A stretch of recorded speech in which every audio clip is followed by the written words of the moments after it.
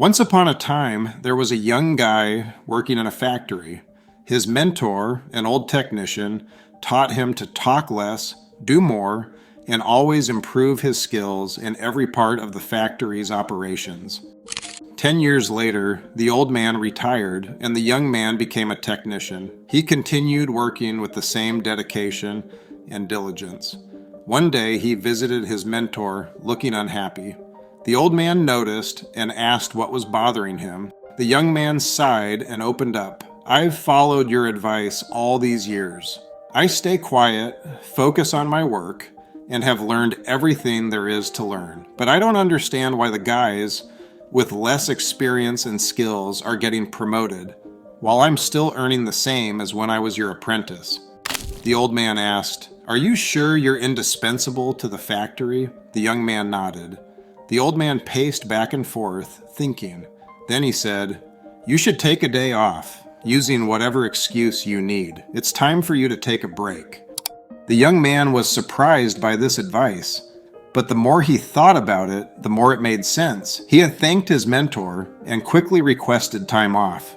When he returned to work after his day off, the manager called him into the office. The manager told him that things hadn't gone well at the factory without him. The others faced many problems they couldn't solve. Realizing his importance, the manager promoted him to senior technician to thank him and encourage him to keep up the good work. The young man was grateful for his mentor's wisdom. He thought this was the secret to success. From then on, whenever he felt undervalued, he'd take a day off. When he returned, the situation would improve to his satisfaction. This pattern continued for months.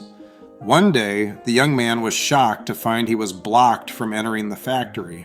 He discovered that he had been fired. Not knowing what else to do, he went back to his mentor to figure out what had gone wrong.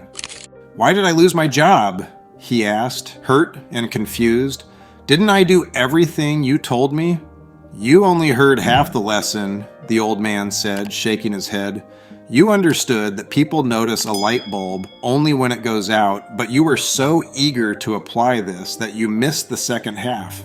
The young man realized he might have made a big mistake. "What was the second half?" he asked. The mentor spoke slowly to emphasize his point. "The second half, more important than the first, is that if a light bulb goes out too often, it will be replaced with one that's more reliable. Who wants a light bulb that can't be counted on? In life, do you have friends and family you take for granted because they're always there? What happens if one day they're not? Don't wait until that day to realize their importance. Appreciate them now."